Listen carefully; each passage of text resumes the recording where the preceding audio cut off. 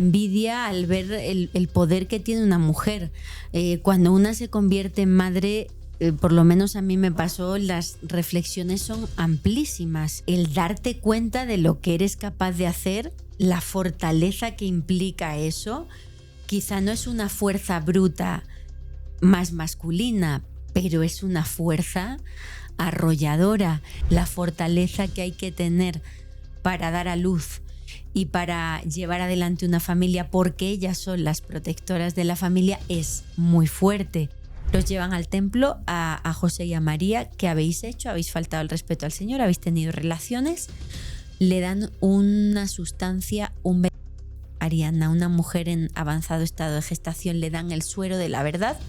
Si dices la verdad te salvarás, y si mientes, pues habrá justicia. Estamos en el momento de romper esas ataduras y de conquistar la verdadera libertad, la que tú quieras, la que sea. Todo es respetable, pero sin imposiciones, y recordando que la sociedad no nos ayuda.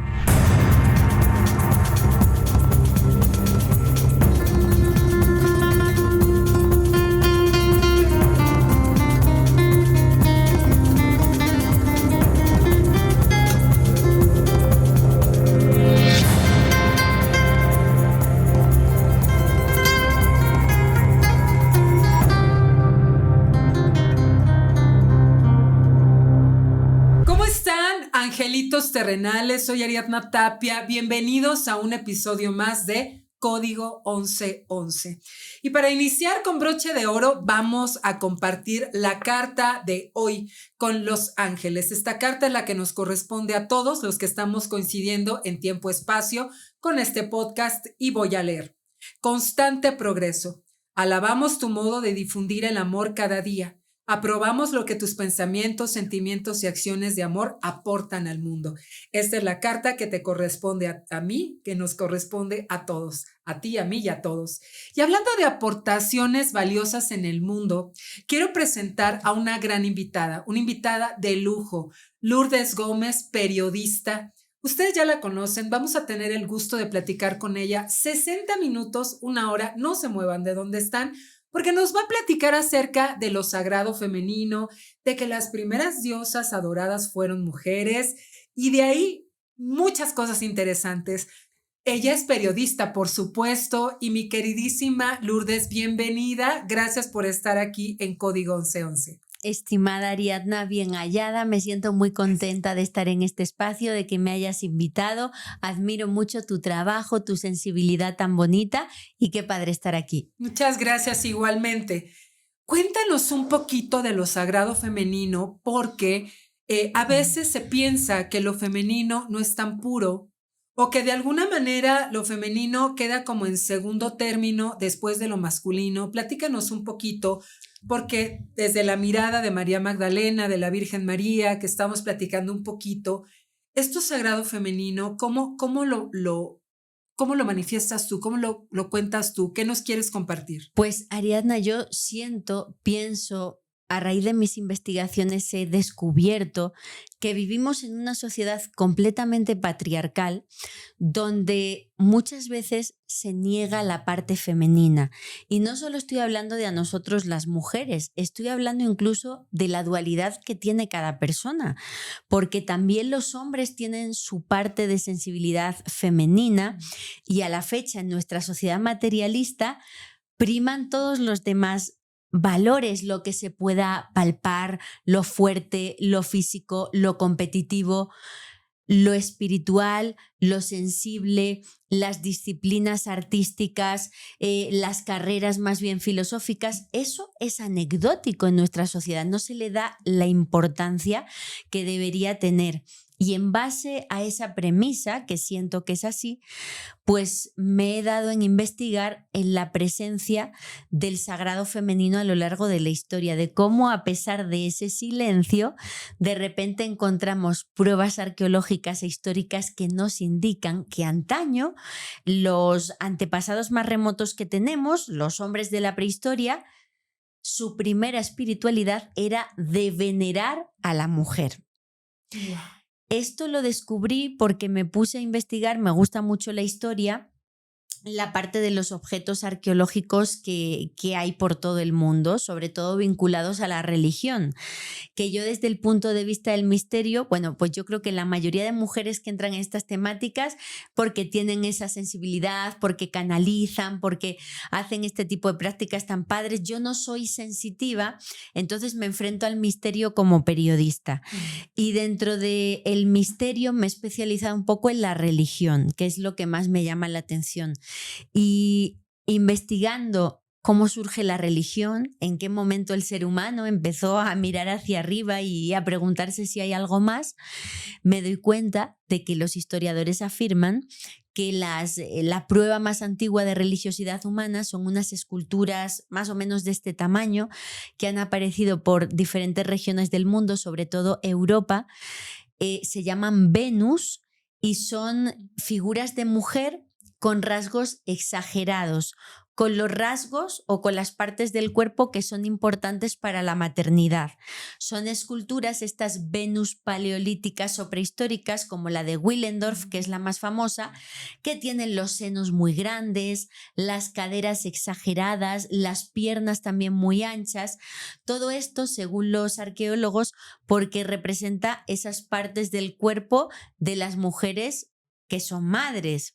Hoy día en nuestra sociedad no nos gusta hablar de cómo cambia el cuerpo de la mujer. Es algo que también se oculta. Sacamos todo tipo de filtros digitales o de maquillajes o de operaciones estéticas para frenar el paso del tiempo, para que la mujer parezca siempre joven, pero sabemos que eso no es la verdad y que es algo que a nosotras nos afecta mucho, incluso a nivel de trabajo y sobre todo cuando te dedicas a la imagen, ¿no? Totalmente. Déjame compartirte esto ahora me da pie a decirte lo siguiente. Yo creo que puede ser también el origen, esta parte de negar la feminidad, que muchas mujeres que se empezaron a rebelar contra con esta oposición, ¿no? Empezaron a desarrollarse como energía masculina, ¿no? Como lo que se llama una mujer con una energía masculina fuerte, que la verdad es que yo creo que no, las mujeres somos mujeres, los hombres son hombres, y obviamente esto es complementario, pero puede ser que sea el inicio de decir, ¿sabes qué? De rebelarse y decir, yo soy mujer y yo casi soy como un hombre, ¿no? Y entonces se alteran pues muchísimas cosas en la sociedad. Esto por una parte. Y por la otra, totalmente cierto, el hecho de que si envejeces, ya se te critica, si eres mujer, pues también hay cierta estética que se te exige. Si no tienes esa estética, entonces, ¿a dónde vas, no? Y no se exige lo mismo a la parte masculina. Y quiero decirte que en alguna ocasión yo sí lo externé en un programa de radio, porque para nada estamos diciendo que la energía masculina sea mala, porque yo lo expresaba en radio. Yo decía es que al hombre actualmente muchas mujeres, no digo que todas, pero muchas mujeres lo castigamos por ser hombre. Lo castigamos por ser proveedor porque pensamos que nos ofende, que nosotras no podemos. Nos molesta que abra la puerta porque decimos, pues, ¿qué crees que yo no voy a poder abrir la puerta? Entonces, de repente siento que esto es cierto. A nivel social, ahorita nos vamos a lo religioso, desde luego, pero a nivel social también esto ha sido como algo que nos ha descolocado, ¿no? Ya no sabemos cómo ser mujeres completamente femeninas. Pensamos que algo está mal. También se nos ha inculcado que hay cosas que son sucias, ¿no? Así es. Lo platicábamos un poquito ahorita antes de entrar, ¿no? La mujer que da pecho, no le gusta a nadie ver una mujer que da pecho en público, pero no veas a una chica que está pues enseñando el cuerpo, porque eso sí, ¿no? Eso sí es aceptado. Entonces hay una doble moral ahí. Qué interesante, porque por ejemplo, tratándose de los ángeles, en la Edad Media surgen los ángeles masculinos, cuando sabemos que los ángeles son andróginos, son energía femenina y masculina. Pero platícanos un poquito más acerca de estas diosas iniciales del Paleolítico. Pues estas diosas, Ariadna, eran madres. Esa verdad que nos niegan o que nos ocultan hasta que una es madre, de tu cuerpo cambia y nunca vuelve a ser el mismo, y no es ni bueno ni malo, es un proceso natural de la vida. son esas Venus paleolíticas, la mujer cuando ya el cuerpo ha cambiado después de ser madre, porque esos rasgos se agrandan para poder amamantar, para poder dar vida, para sostener esa vida. Y por eso tu cuerpo se ensancha. Las caderas están aumentadas, las piernas, los glúteos y los senos también, porque tienen la grasita que va a ir a la leche materna. Pues eso es la forma de religiosidad más antigua que hasta el momento ha encontrado la arqueología y la historia. Por lo tanto, podemos decir que a fecha de hoy, sin miedo a equivocarnos, el primer dios del mundo para el ser humano era una mujer, y una mujer además madre, una mujer embarazada. Entonces es fascinante porque a la fecha la mayoría de religiones del mundo son monoteístas, o las principales o las más abundantes, y de carácter completamente masculino. Totalmente. Y nuestros antepasados más remotos no lo veían así. Ahora viene la pregunta de ¿por qué adoraban a las Venus?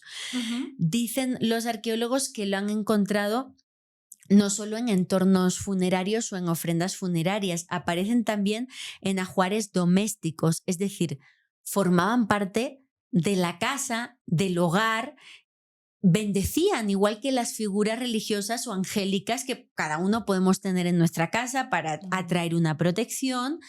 Lo mismo hacían ellos, las tenían cerca. ¿Por qué? Porque se supone que ellas eran poderosas porque daban vida. En una época donde el ser humano estaba completamente fundido con los ciclos de la naturaleza, que dependían por completo de conocer los ciclos lunares para saber de la caza, cuándo hacía más luz o menos, los ciclos de la agricultura, rendían culto a la vida. Y en lo que al cuerpo del ser humano se refiere, la vida la representaba la mujer, porque no solo era capaz de tener una vida dentro de sí, dos corazones a la vez en su cuerpo latiendo, sino que podían parir esa vida, igual que la naturaleza pare cada primavera los frutos, y mantenerla con la leche. Entonces era la diosidad con mayúsculas. Y si avanzamos un poco más, porque a lo mejor hay gente que me dice, pero bueno, a lo mejor eso es un hecho aislado. No, hay más piezas del rompecabezas que nos indican que el primer dios era mujer. Vayámonos al arte más antiguo de la humanidad, el arte rupestre, las pinturas que hay en las paredes de las cuevas de todo el mundo, porque eso es un fenómeno mundial y global. Sí. Hay escenas de caza. Hay escenas que son subjetivas, ¿no? Son rayas, puntos, cositas raras que se asegura que serían pues representaciones abstractas de cosas que veían en sus trances, ¿no? Y en sus contactos. Pero hay manos. Las manos son el nexo de unión de todas las pinturas rupestres del mundo en todas las épocas. Más recientes o menos recientes, siempre hay manos. En algunos casos, Ariadna, está la mano completa. En positivo, pues se pintaban con el ocre rojo, siempre rojas, porque el rojo, nuevamente, el líquido vital, es el símbolo de la vida, ¿no? Así es. Entonces el ocre rojo era sagrado. En positivo se pintaban de ocre, la plasmaban y ahí quedaba la mano.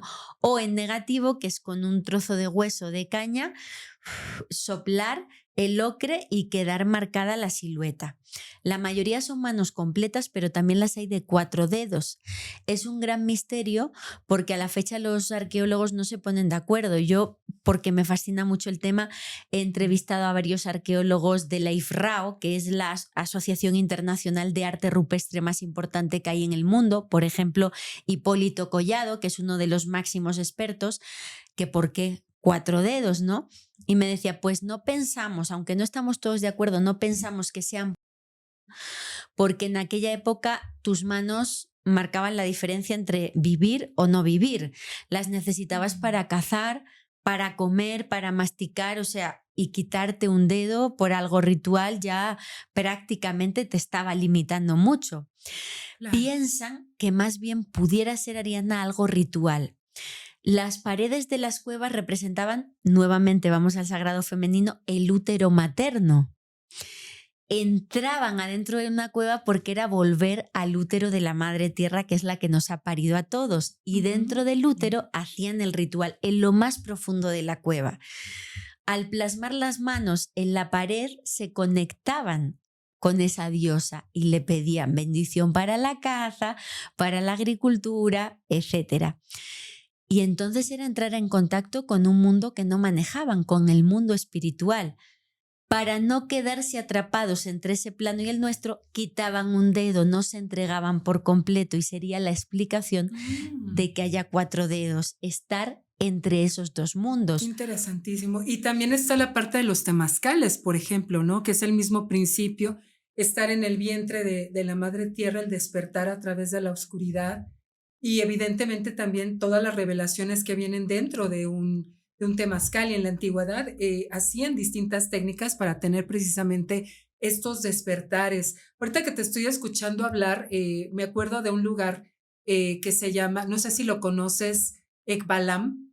Está en el municipio de Temozón, en Yucatán, donde es la única ciudad prehispánica donde hay ángeles. ¡Guau! Hay 2 qué ángeles bonito. que, hablando de las manos, ahorita por eso me fui para allá, al parecer ellos están haciendo mudras. Obviamente los mudras vienen del oriente, pero hay ángeles, uno de ellos está haciendo el dedo hacia abajo y otro el dedo hacia arriba. Te va a encantar, tienes que ir. Y obviamente ahí, obviamente también estábamos hablando o tenemos como de alguna manera la idea, ¿no? Porque yo platicaba con un historiador en ese momento que estábamos grabando un reality hace años, de que evidentemente los mayas vieron a los ángeles, los vieron, y justamente es en este lugar donde están las fauces del jaguar, donde se presume que los hombres más sabios entre los mayas hacían estos saltos al cenote para tener contacto con los niveles del inframundo y del supramundo. Y desde luego sabemos que en la antigüedad la mujer era altamente valorada como la administradora de todo lo que llevaba el hombre y demás.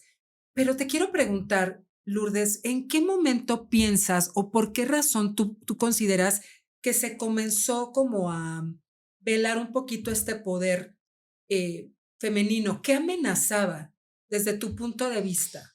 Yo creo que es uno de los sentimientos más antiguos del mundo, que es la envidia o el temor a lo diferente. La envidia al ver el poder que tiene una mujer. Cuando una se convierte en madre, por lo menos a mí me pasó, las reflexiones son amplísimas.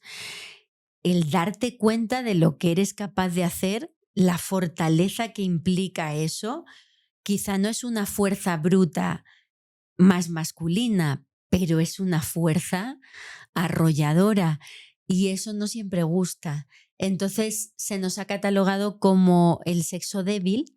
A la fecha esas 2 palabras, sexo débil, se sigue utilizando, y de débil nada. La fortaleza que hay que tener para dar a luz y para llevar adelante una familia, porque ellas son las protectoras de la familia, es muy fuerte. También por la tentación. Muchas personas tienen problemas con la parte de las, ¿no? Y el hecho de la tentación y la atracción que genera una mujer, incluso a nivel químico, ¿no? De olores en determinados momentos del mes, causa rechazo, causa miedo, y se ha pues incluso convertido en un delito. En ciertas épocas de la historia se ha perseguido a la mujer como tentadora. ¿Cómo no? Y el sagrado femenino se ocultó y se convirtió en la gran villana, que es lo que es en las religiones monoteístas, es una tentadora, ¿no? Por ejemplo, ahorita que te estoy escuchando hablar, la quema de brujas, ¿no? Que sabemos que muchas mujeres ni siquiera eran brujas, eran curanderas, eran sanadoras, ¿no? Esta persecución como de que estaba algo mal. Y ciertamente lo que estás diciendo, básicamente cuando uno es madre, encuentra un poder que es un poder natural, y yo como siempre lo he dicho, tú puedes experimentar el amor en distintas facetas, en distintas relaciones, pero el amor de madre es un amor que no se compara absolutamente con nada, con nadie. Y además esta parte de la madre, que no solamente somos madres de nuestros propios hijos, sino que podemos adoptar a más a más personas, esta energía maternal que es tan sagrada también. La parte, por supuesto, también de la intuición, porque las mujeres tenemos una intuición que sí nos hace muy magas, que sí nos hace muy sacerdotisas, y a veces, la mayoría de las veces dudamos de nuestro propio poder, dudamos de que si podemos decir algo o no, el conocimiento ha sido perseguido, Y, ocultado. y fíjate que incluso a esas mujeres sabias, ya avanzando un poco más en el tiempo, incluso se las controlaba precisamente por sus dones. Tenemos, por ejemplo, avancemos al Imperio Romano. La mayoría de templos, sí, gobernados por el sacerdote hombre, eso es así. Ellos hacían los cultos públicos de cara al resto del imperio, pero los cultos privados los hacían ellas, las que tenían dones. No había jerarca romano que no se guiara por los oráculos, y las sibilas que estaban en los oráculos eran ellas, que son las que tienen ese poder más fuerte para canalizar en esos espacios sagrados telúricos. Y están, por ejemplo, las vestales. Yo investigué mucho las protectoras del fuego de Vesta. Vesta era la diosa del hogar en el Imperio Romano. Yo nací en España y en concreto en Extremadura.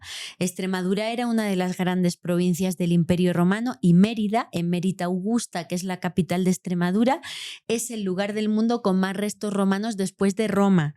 De ahí vengo yo, y hay muchos templos a la fecha, por eso pues he investigado bastante el tema y estudié mucho las investigaciones sobre las vestales.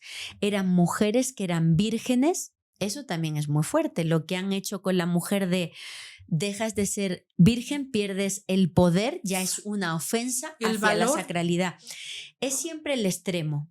O las vírgenes, ojo, otro tema que casi no está explotado, pero sigue vigente en algunas partes orientales del mundo, la procesión sagrada.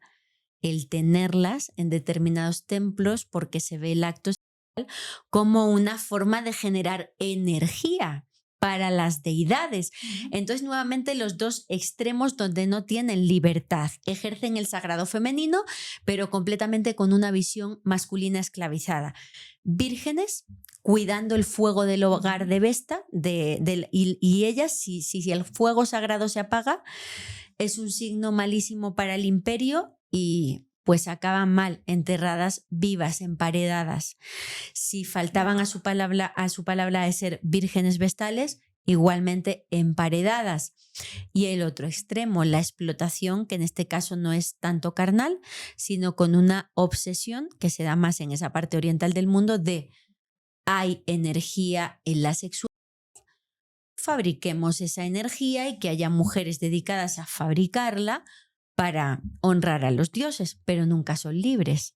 Así es. Y ahora que estamos tocando estos temas, ¿no? Que evidentemente también, como tú dices, no son tan abiertos, más bien son muy, muy ocultos y hay que estudiarlos como tú lo has hecho a lo largo de tantos años.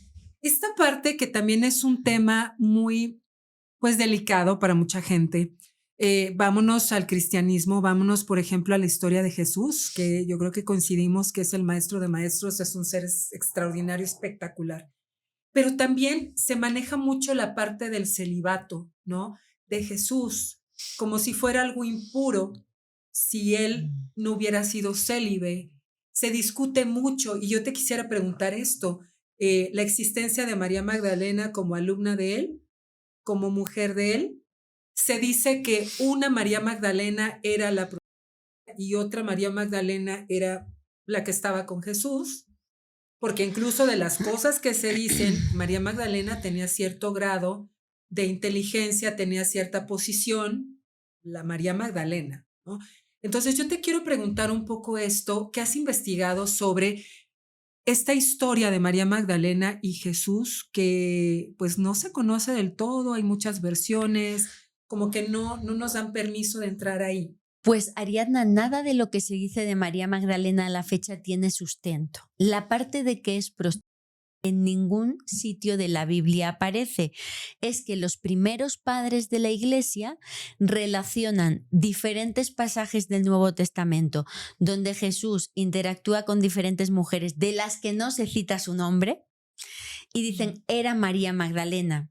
Hay una parte en la que iban a apedrear a una mujer y Sí. Jesús dice, quien esté libre de pecado que tire la primera piedra, ¿no? Ahí dicen es María Magdalena, pero nunca se dice el nombre, se dice una mujer. La parte de la Biblia en la que se dice claramente el nombre de María Magdalena dice que ella es una discípula que acompaña y sigue a Jesús y al grupo, y no solo eso, que lo sustenta, que es una de las que aporta para que esa evangelización que él estaba haciendo se pueda dar, sustenta económicamente.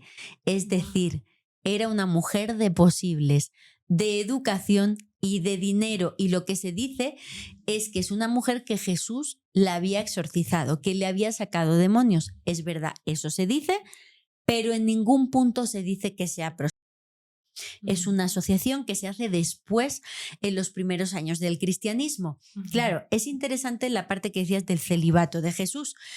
Las primeras comunidades cristianas no eran célibes. De hecho, tenemos documentos donde los líderes de primeras comunidades cristianas eran tanto hombres casados como mujeres viudas, matronas, que se las llamaban en el Imperio Romano.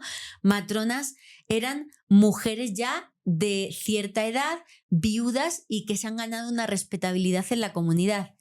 Ellas también eran lideresas de las primeras comunidades cristianas. Pero eso cambia después. Y a la fecha poca gente sabe que en el seno del catolicismo hay ramas de la Iglesia Católica Oriental donde los sacerdotes se casan. En septiembre estuve en el Vaticano en un congreso mariológico y qué sorpresa convivir. Bueno, allí había gente de todo el mundo en el congreso mariano. Había sacerdotes de la Iglesia Oriental y estaban allí con su mujer y sus hijos. Eran sacerdotes católicos. O sea que realmente no sabemos muchas veces cómo la realidad es diferente a lo que nos han contado. Y en cuanto a la importancia de María Magdalena, fue siempre un rumor que persistió a lo largo de la Edad Media en diferentes comunidades muy cerradas, sobre todo en el sur de Francia, donde surge la leyenda de que llega María Magdalena acompañada de otros personajes como José de Arimatea, huyendo de la persecución en Tierra Santa. Y se dice que llega embarazada y que era la descendencia de Jesús. Esa leyenda florece en la Edad Media en el sur de Francia. Quien también era una mujer, ese bebé. Sara. Así es, la leyenda incluso dice que es una niña. Y claro, como es medieval, decían, bueno, eso es una leyenda posterior, no tiene sustento y María Magdalena no tiene importancia ninguna. Y hasta hace muy poco es verdad que era así. Pero todo cambia en 1945. Ese año se produce un hecho revolucionario en la historia del mundo y es que aparece de forma fortuita en Egipto, en Nag Hammadi, al lado de Luxor, un pastor que ha perdido a una de sus animalitos, lo está buscando en unas cuevas, encuentra unas vasijas. Como ellos en esta parte del mundo creen en los jinns o jinnas, en esos genios juguetones de la lámpara que pueden estar en la vasija, tira una piedra y la rompe, porque si rompes la vasija, el jinn no te puede hacer nada, y encuentra unos manuscritos encuadernados en cuero. Son los famosos evangelios apócrifos de Nag Hammadi, unos textos gnósticos de los que no teníamos constancia. Los gnósticos eran una rama de los primeros cristianos diferente a la iglesia de Pedro y de los apóstoles. Ellos huyen de esa iglesia de los apóstoles y se van al desierto porque pensaban que lo físico, lo material, es un engaño de los arcontes y la verdadera forma de alcanzar la iluminación y conectarse con Dios es huir de lo mundano y estar leyendo, meditando, es decir, sin intermediarios como proponía la otra iglesia. No sabíamos ni teníamos ningún texto gnóstico porque la iglesia los persiguió, los tildó de herejes y desapareció todo. Lo poco que sabíamos de los gnósticos es a través de los primeros padres de la iglesia que dicen son herejes, pero no tenemos textos hasta Nag Hammadi. Es la primera vez que sabemos de los gnósticos por ellos mismos, por lo que ellos escribían. Y ahí cambia todo con respecto a María Magdalena, porque aparece el Evangelio de Felipe y aparece en libros como el Evangelio de María Magdalena, el Pistis Sofía, libros que presentan a María Magdalena y, ojo, antiguos. Estamos hablando de los primeros años del cristianismo, siglo II, III y IV, textos de esa época que dicen que ella era una discípula aventajada y prácticamente era la que mejor entendió el mensaje del maestro. Wow. Entonces, por una parte, una discípula privilegiada, la que especialmente Pedro, el primer papa, odiaba. Eso aparece en Nag Hammadi, no la soportaba, no la toleraba, estaba siempre atacándola. Y el Evangelio de Felipe, donde dice que 3 eran las mujeres en la vida de Jesús. María su madre, María su hermana, que se refiere a María de Cleofás, una hermanita que de la Virgen María. Bueno, los padres de la Virgen María solo la tuvieron a ella, sí, pero como la entregan como Virgen del Señor, esto también aparece en los evangelios apócrifos, se quedan muy tristes porque la niña está en el templo y crían a una niña, que es María de Cleofás, que aparece citada en la Biblia y está con ella en la crucifixión. Prácticamente era una tía de Jesús. María su madre, María su hermana y María su compañera, la Magdalena.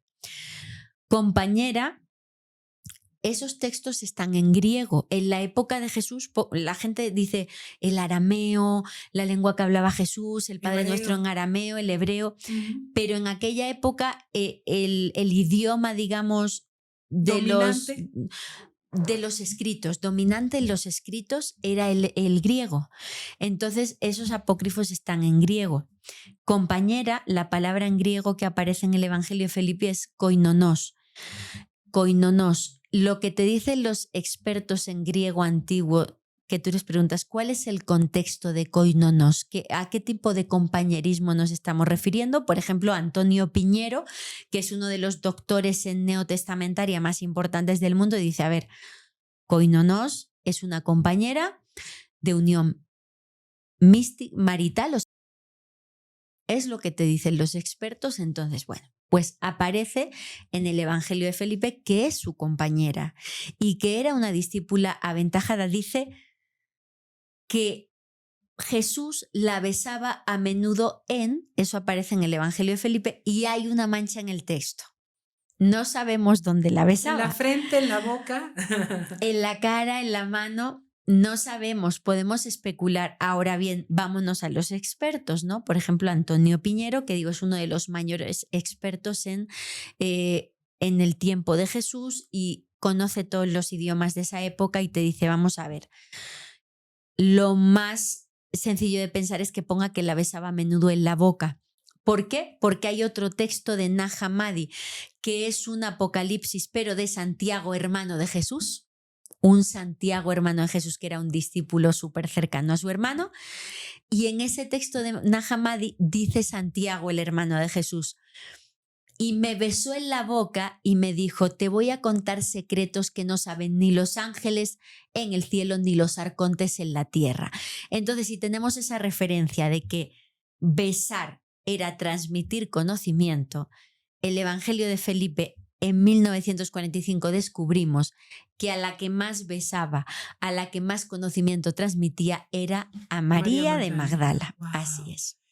Platícame un poquito sobre la Virgen María, un poquito esta parte de, pues que se dice que la Virgen evidentemente tuvo a Yeshua, tuvo a Jesús a través de la energía del Espíritu Santo. De hecho, el divino arcángel Gabriel llega, le dice, bendita tú entre todas las mujeres. Eso me parece maravilloso, hermoso. Me lo imagino, lo siento. Pero hablando de estos temas y dejando un poco en el aire que sí, posiblemente, muy posiblemente Jesús tenía un contacto muy directo con María Magdalena, más allá de lo que nos han dejado ver a lo largo de la historia. ¿Cuál es tu opinión o a dónde te han llevado tus investigaciones con relación a esto de la parte o de la forma en la que María queda embarazada de Jesús, de Yeshua. Esto es muy difícil de sostener desde el punto de vista de nuestro tiempo y hay dos vertientes dentro de la Iglesia, la que considera que la Biblia son parábolas, leyendas que tienen esos conceptos milagrosos o misteriosos para evangelizar, para enseñar, para hablar de que estamos hablando de un tema divino, o, y es la tónica general en nuestro mundo, los que consideran que es un texto literal. Claro, no tenemos una máquina del tiempo para saber qué pasó y cómo fue. Sí sabemos desde el punto de vista de nuestro tiempo que eso puede pasar. O sea, una mujer virgen puede ser inseminada de forma artificial hoy día en nuestro tiempo. Eso Sí, puede claro, pasar. claro. Sobrenatural, espiritual. Implantarle algo que ya está fecundado, trabajado en laboratorio, a una mujer que jamás ha tenido relaciones. Puede pasar, sí. ¿Fue lo que pasó? No lo sé. Es posible, pero no lo sabemos. Ahora bien, hay una parte interesante aquí de los evangelios apócrifos que hablan de la infancia de Jesús y del embarazo de la Virgen María.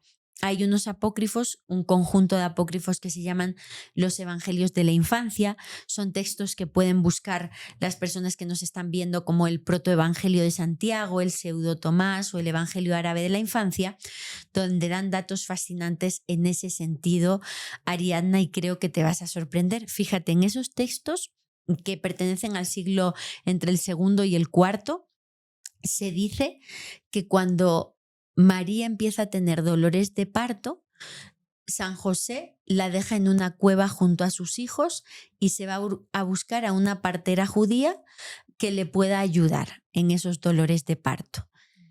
Cuando él sale al exterior, fíjate, textos de hace 2000 años, y es fascinante que dicen que el tiempo estaba detenido, que San José se da cuenta que los pájaros no se mueven en el cielo, que el agua no corre en el río, que el tiempo está detenido, que algo a nivel, digamos, electromagnético dimensional está ocurriendo y que cuando él encuentra a la partera y regresa con ella a la cueva, que hay una luz tremenda en la cueva y que cuando esa luz se desvanece, el niño está en brazos de la madre.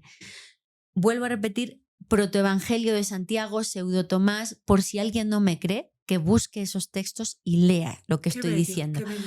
Es una materialización, no es un nacimiento por el canal de parto. El niño está en los brazos de la madre.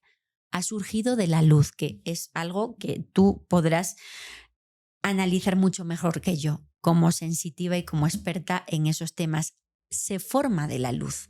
Sí. Y hay algo fascinante que es que la partera no cree que una virgen haya sido madre y realiza un acto que desde mi punto de vista de mujer de nuestro tiempo es deleznable, que es que introduce sus dedos en el cuerpo de la Virgen para comprobar, lo voy a decir con palabras, no pretendo ofender a nadie, pero para comprobar si hay o no himen. Esto lo dicen estos evangelios apócrifos y dice que ella sale sorprendida porque es virgen. No ha habido nacimiento por canal de parto. O sea, no digo que sea así, estoy hablando de lo que pone en los evangelios apócrifos y que nos gusta ver a la Virgen María, nuevamente remitámonos al sagrado femenino, como algo romántico, como la mamá de Jesús. Y es una mujer que sufrió de una forma indecible, desde el minuto 1 siendo juzgada incluso a través de ese gesto que hoy día tienen que soportar a la fecha las mujeres en diferentes culturas, ¿no? Así es. Entonces ella vivió eso y vivió el fallecimiento de su hijo. Hay otra parte de los evangelios apócrifos que me impacta mucho cuando descubre la comunidad que está embarazada. Entonces la llevan al templo, nuevamente, protoevangelio de Santiago y pseudo Tomás, si no me creen. Los llevan al templo a José y a María. ¿Qué habéis hecho? ¿Habéis faltado el respeto al Señor? ¿Habéis tenido relaciones? Le dan una sustancia, Ariadna, una mujer en avanzado estado de gestación, le dan el suero de la verdad. Si dices la verdad te salvarás y si mientes pues habrá justicia. Wow. Se salva, pero la dieron un veneno. A la Virgen. A la Virgen a María. Y a San José, wow. A los dos. Qué increíble. Mira, ahora que estás diciendo esto, es increíble porque lo proyectas de tal forma que lo puedo ver, lo puedo sentir.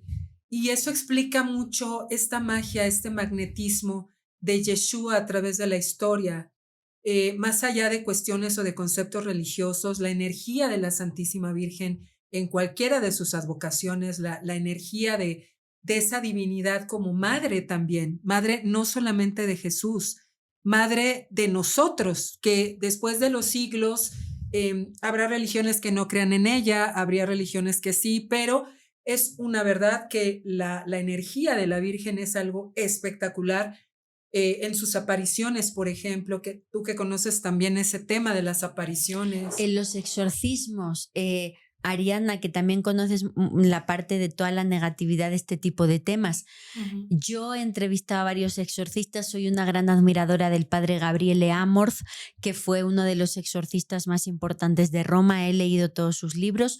Todos los exorcistas, incluido el padre Stefano Cecchin, que es el fundador de la Pontificia Academia Mariana Internacional, que es el máximo organismo vaticano de investigación de apariciones marianas, básicamente las personas que deciden si una aparición es real o no. Dentro de la iglesia pude convivir con él en septiembre y el padre Cecchin dice, fue exorcista, en los exorcismos lo más fuerte, lo que más ayuda es la presencia de la Virgen. Yo sé que esto es ofensivo, a mí mucha gente me ataca cuando digo esto, ay, no es que es Jesús, es que es Dios. Los exorcistas dicen, no lo dice Lourdes Gómez, que en esa práctica ritual católica que es el exorcismo, lo que más teme el demonio es que se cite a la Virgen, y no como algo pasado, sino como un signo de futuro, porque en el Apocalipsis, que es el libro que cierra la Biblia, cuando se describe la gran batalla final entre el bien y el mal que va a haber en nuestro mundo, la que acaba con él es la mujer vestida de sol que con dolores de parto tiene la luna bajo sus pies. Es ella, la Inmaculada Concepción, la guadalupana mexicana. Es ella lo que más temen los demonios. Y a la fecha eso se quiere silenciar. Todavía hoy, siendo la Virgen lo que es en el catolicismo, no habiendo un solo templo católico donde no esté ella. Puede faltar San Pedro, puede faltar los apóstoles, lo que sea. Jesús y ella no pueden faltar. Y en la Biblia brilla por su ausencia. Ariadna prácticamente no aparece. La mayoría de los 4 evangelistas, excepto San Lucas, inician el relato de la vida de Jesús con la vida pública. A ella no la citan para nada, la citan de pasada diciendo estaba predicando y llegaron ella y sus hermanos. Pero tengo una pregunta para ti, Lourdes. Tú que has investigado tanto este tema, ¿esto será porque realmente ellos no la mencionan o será porque quizá esas partes donde se mencionaba la Santísima Virgen fueron eliminadas? Yo creo que hay un poco de las dos cosas, porque en los primeros años del cristianismo a la Virgen no la dieron la importancia requerida. Vamos a ver, tampoco gusta que diga esto. Vuelvo a decir, la Virgen la queremos ver como la parte romántica, pero mujer judía de Tierra Santa de hace 2000 años y hoy día es complicado ser mujer en esa parte del mundo o en cualquier parte. Sí. Ella hace 2000 años pues no la daban ninguna importancia. Y eso pasó en los primeros años del cristianismo. ¿Cuándo cambia eso? Cuando se dan cuenta de que no pueden acabar con cultos paganos anteriores a Cibeles, en el caso de Roma, porque Cibeles era la madre de los dioses. Y sí, de repente llega Constantino en el siglo IV y después de llevar 400 años masacrando a los cristianos, tiene una visión donde ve una cruz luminosa y le dicen a este emperador romano, en mi signo vencerás, y entonces se convierte al catolicismo, al cristianismo después de la batalla del Puente Milvio. Pero claro, llevan 400 años siendo un pueblo pagano que persigue, condena y martiriza a los cristianos. Y entonces dice Constantino, ya esta religión es pública, ya no se persigue, yo me he convertido. Y su madre, Santa Elena, se va a Tierra Santa y recupera reliquias. Y con el edicto de Milán la convierten en la religión oficial del imperio. Todo eso está muy bien, pero la gente era pagana. ¿Cómo cambias eso? La gente seguía realizando los cultos a Cibeles, al Sol Invictus, en diciembre a Mitra. ¿Cómo cambias eso? No podían. La única manera de cambiarlo es usar a la Virgen María para tapar esos cultos. La Virgen más importante de Roma, la Salus Populi Romani, se encuentra la Basílica Papal de Santa María la Mayor de Roma, que es la única de las 4 basílicas papales dedicada a la Virgen María. Se dice que es el templo mariano más importante de la cristiandad. Ese templo mariano está construido sobre un templo a Cibeles. Y antes del cristianismo, a Cibeles se le decía que era la salud del pueblo romano. ¿Qué virgen es la que se venera en Santa María la Mayor? La salud del pueblo romano, la Salus Populi Romani, una virgen que tiene anillo de matrona romana y pañuelo de noble romana. Usamos a la Virgen, no digo que la Virgen no haya existido, existe y todo, Por supuesto. pero la ponen atributos anteriores. Isis en Egipto es la madre de Horus, lo amamanta. Las vírgenes de la leche son la sustitución de la Isis con Horus. Entonces, la Iglesia le empieza a dar importancia a la Virgen María para tapar estos cultos y tenemos documentos, por ejemplo, a partir del siglo IV, donde condenan la Iglesia a los llamados veneradores de piedras, que eran cultos paganos que había en Europa donde se iban a la naturaleza, a los ríos, a las fuentes, a los árboles y dejaban una piedra, porque la piedra representaba la tierra, a la madre, o sea, a la diosa madre. No eran capaces de acabar con los veneradores de piedras y dicen esos documentos: en esos sitios de culto a las piedras vamos a poner recintos marianos. Los dominicos crean eso y hay muchos recintos marianos en Europa que están en esos entornos naturales para tapar ese culto a la diosa madre. Wow, qué interesante. Ahora vamos a hablar un poquito de Santa Sofía. ¿Qué nos puedes decir acerca de Santa Sofía? ¿Qué papel juega en esta parte del sagrado femenino? Pues muy importante, Ariadna, porque estamos hablando de la sabiduría con mayúsculas. No estamos hablando de una mujer que se llamara Sofía y fuera santa o mártir en algún momento de la historia. Estamos hablando de que Santa Sofía es la divina sabiduría con mayúsculas o la parte femenina de Dios. El templo o el único templo que sobrevive a la fecha que tenga esa dedicación es Santa Sofía de Estambul, en la antigua Constantinopla, un lugar fascinante, es uno de los templos más importantes del mundo. Fíjate nuevamente la persecución de lo femenino. Santa Sofía, la fecha, es una mezquita. En 2020 el presidente turco Erdogan convierte este templo de origen cristiano bizantino, que fíjate, esto te va a gustar. El emperador que la construye, cuenta la leyenda, que los ángeles bajaban cada noche a darle las medidas que tenía que tener Santa Sofía para realmente, conforme a la geometría sagrada, ser un lugar de poder, ¿no? Wow. Los ángeles bajaban a construir Santa Sofía y hasta que se crea por parte de Miguel Ángel la cúpula de San Pedro del Vaticano, no había cúpula más poderosa y más importante a nivel arquitectónico en el mundo que esa, la que los ángeles crean para honrar la parte femenina de Dios. Y Santa Sofía, a la fecha, como mezquita, las partes más sagradas, nosotras no podemos entrar porque somos mujeres. Es cierto. Las tenemos vetadas.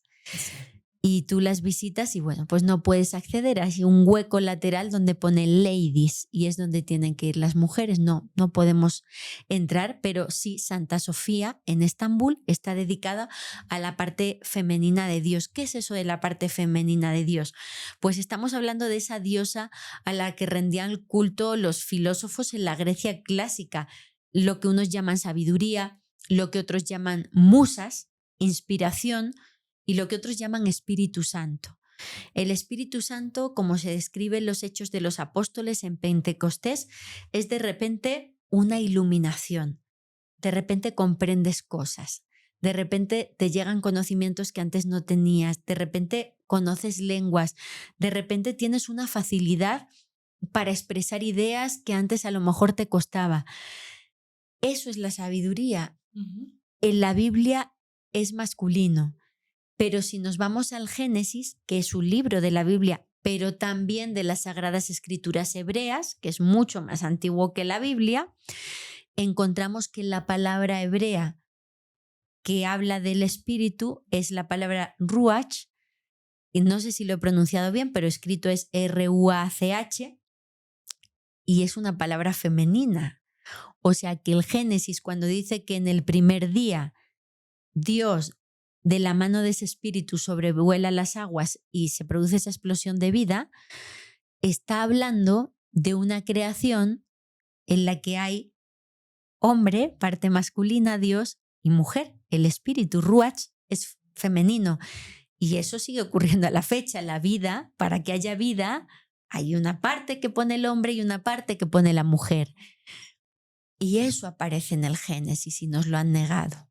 Wow, qué increíble. Pues ahora que mencionas esos lugares, vamos a organizar un viaje a partir del 24 de septiembre al 5 de octubre para hacer toda esta ruta que nos ha descrito Lourdes con tal claridad y con tanta magia.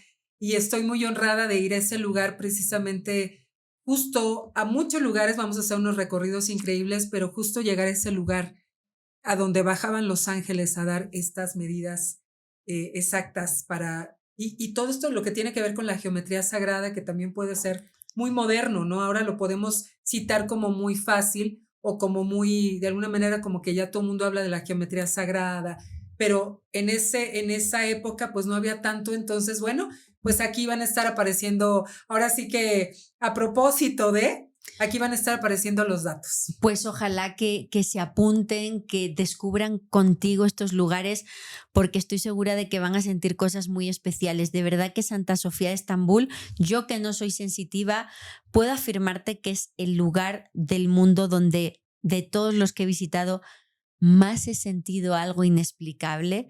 Entonces entiendo que lo que vas a vivir con tu grupo, más contigo, que eres una persona que reconoce y tiene esa sensibilidad, va a ser increíble, así que no se lo pueden perder. Y te voy a contar algo, Lourdes. Hace años, más o menos en el 2016, 2017, yo recibo una canalización de Los Ángeles. Los Ángeles me hablaron de un triángulo, me hablaron de 3 países a los que tenía que ir presencialmente para recoger parte de mi memoria celular, no me quedaba como muy claro. Me dieron 3 lugares, me dijeron Jerusalén, Israel, India y Egipto.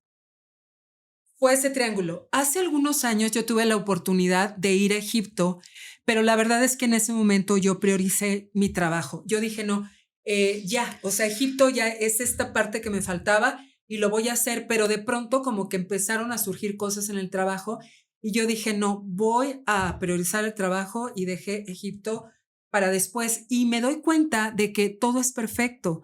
Me doy cuenta de que todo llega cuando tiene que llegar y para complementar este triángulo tan maravilloso, para realizar meditaciones espectaculares con el divino arcángel Miguel, que es mi protector desde que yo empecé en este mundo.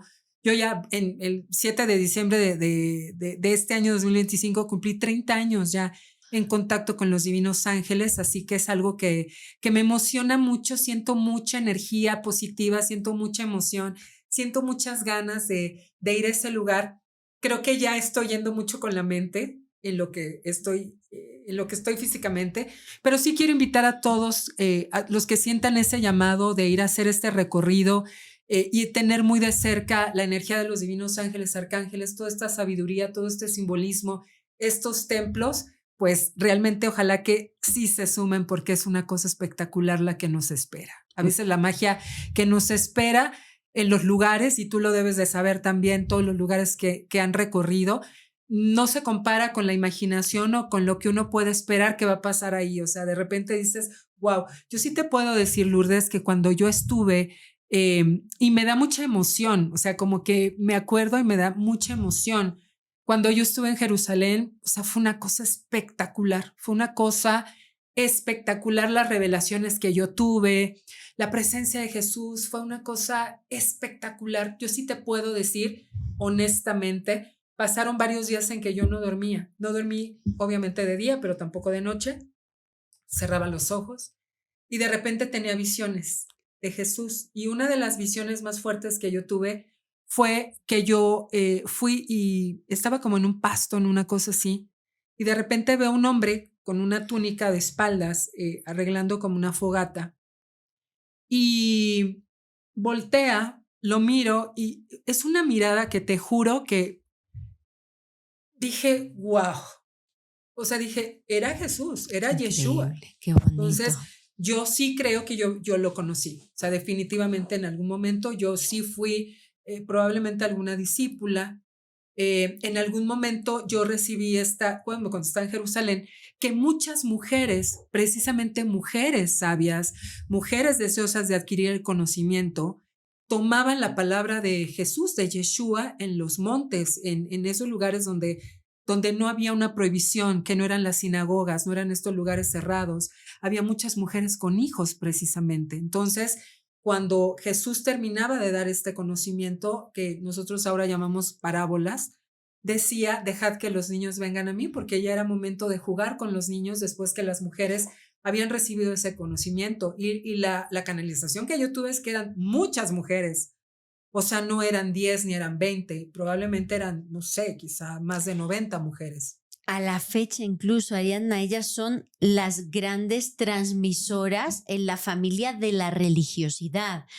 Si lo vemos desde un punto de vista netamente de la Iglesia, hábilmente el Papa Francisco puso al frente de un dicasterio que es el que controla las vidas religiosas, las órdenes religiosas a una mujer, a Sor Simona Brambilia. Eso fue a principios del pasado año y de una forma muy hábil porque en el seno de la Iglesia, si hablamos de cuántos religiosos hay más religiosos o religiosas, infinitamente más mujeres que hombres dentro de la Iglesia. Wow. Pero vayámonos a los fieles. Infinitamente más mujeres llenan las iglesias que hombres y no es casualidad. Así es.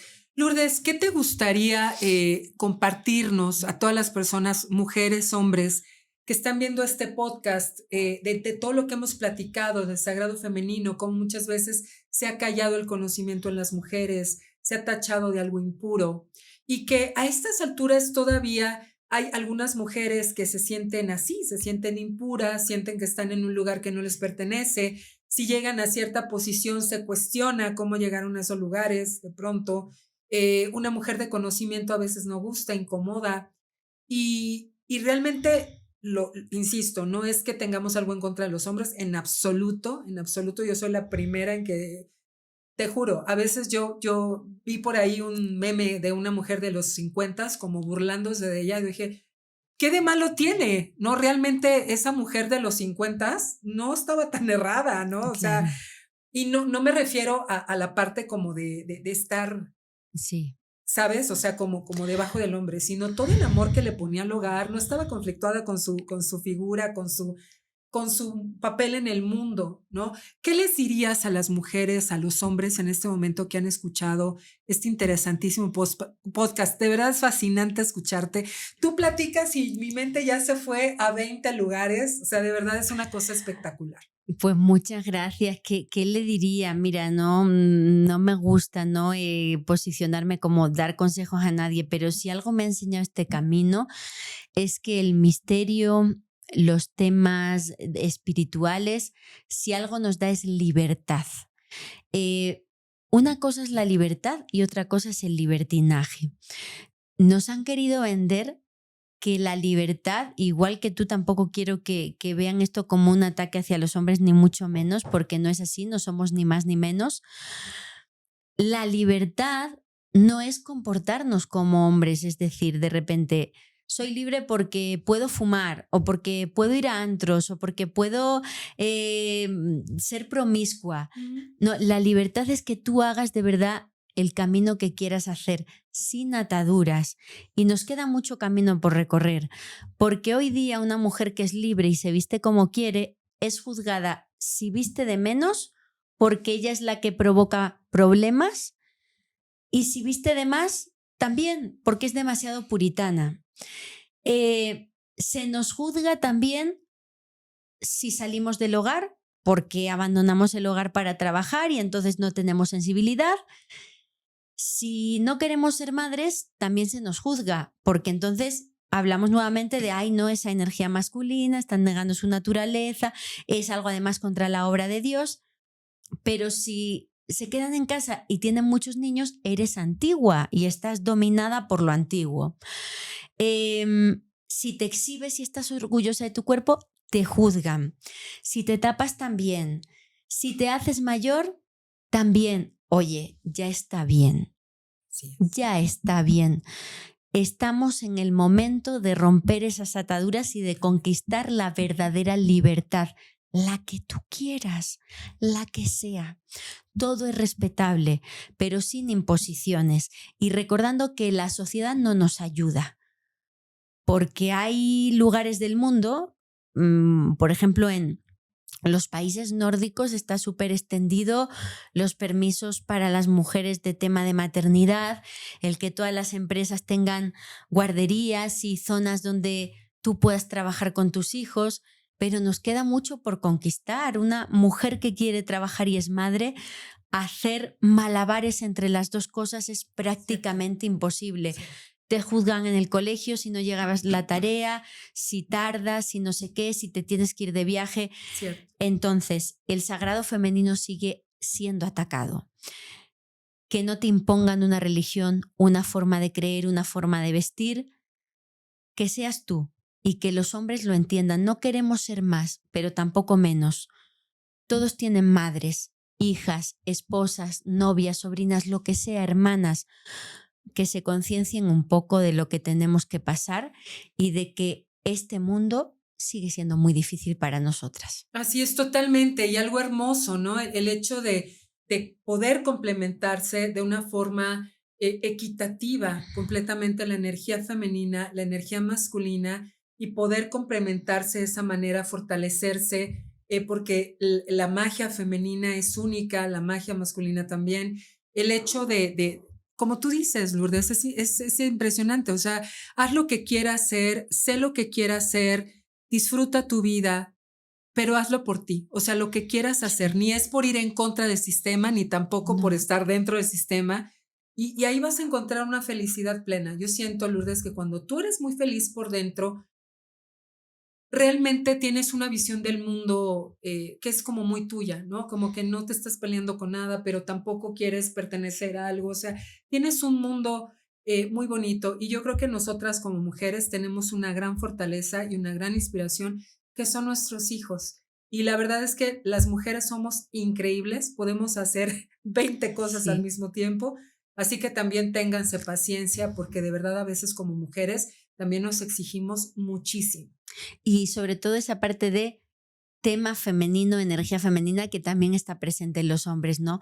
Porque tengo amigos que tienen parejas del mismo sexo y son padres y de verdad que tienen una energía maternal alucinante, bonita, bella. Conozco también mujeres del mismo sexo que hoy día yo alucino, ¿no? Con las cosas que puede conseguir la ciencia, el llamado método ropa. Las dos son madres, porque es el óvulo de una crece en el cuerpo de otra, o sea, tiene la presencia de las dos.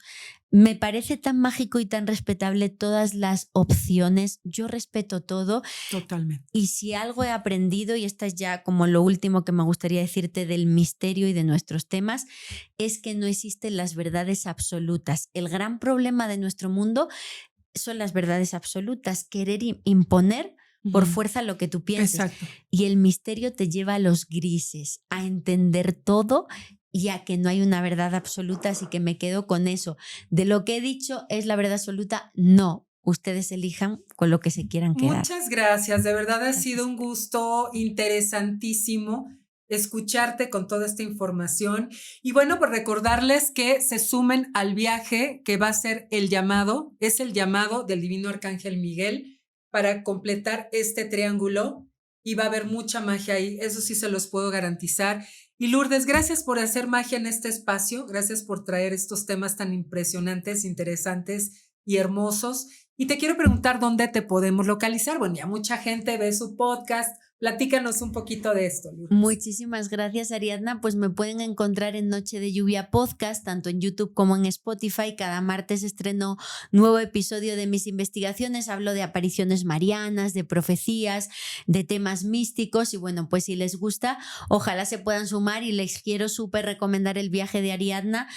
Voy a intentar, me encantaría de verdad ver lo que vais a vivir. Ojalá, yo también tengo que ir a Egipto este año. Sí. No dejen de apuntarse a ese viaje porque no es un viaje, son de esas experiencias que te cambian la vida. Totalmente, te cambian la vida. Yo casi te puedo decir que en Jerusalén, por ejemplo, fue una Ariadna la que fue y una Ariadna la que regresó totalmente.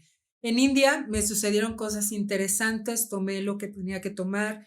Recién estuve en Japón, no formaba parte de ese triángulo, pero también tenía una indicación yo en Japón. Y este viaje, concretamente el de Egipto, es un viaje sumamente espiritual, profundo, es un recorrido al alma. Y aparte, pues está diseñado para que todas las áreas estén cubiertas, el área muy espiritual, pero también el área de conocer y si alguien quiere adquirir o comprar algo, también lo puede hacer. O sea, lo que es el equilibrio pues de nosotros los seres humanos, ¿no? Para vivir tranquilos y para estar en paz, pero bueno, ahí están todos los datos y Lourdes, muchísimas gracias, de verdad. Gracias por estar aquí. Gracias, hermosa. Nos vemos en un próximo episodio de Código 1111. No se lo pierdan, corran la voz, compartan y ayúdenos a crecer en nuestra comunidad de YouTube, en nuestro canal Código 1111. Nos vemos hasta la próxima y cómo nos despedimos. Somos guerreros, somos magos, somos maestros. Mi amor infinito para todos. Hasta la próxima.